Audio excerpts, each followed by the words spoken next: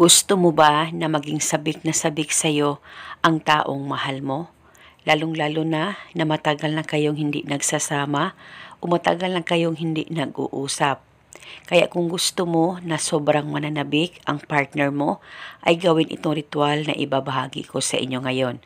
Basta tiwala lang sa mga ganitong pamamaraan. At gawin ito sa kahit na anong araw o oras na gusto mo, basta gawin ito bago ka matulog. Ang gagawin mo lamang ay kumuha ka ng papel, malaki-laki na papel ang gagamitin natin, at kumuha ka rin ng kahit na anong kulay na panulat.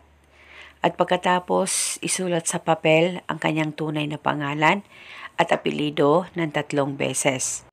At all capital letters po dapat ang pagkasulat ng kanyang pangalan at apelyido ng 3 beses. At pagkatapos, kumuha ka lamang ng kahit na anong sili na meron ka, siling haba o siling labuyo ay pwedeng gamitin. Kumuha ka lamang ng isa. Huwag mong hiwain, dapat buo po ang gagamitin na sili sa ritual na ito. At ilagay sa papel at balutin at ilagay sa plastic. Kahit na anong plastic na meron ka na pwedeng paglagyan ay pwedeng gamitin.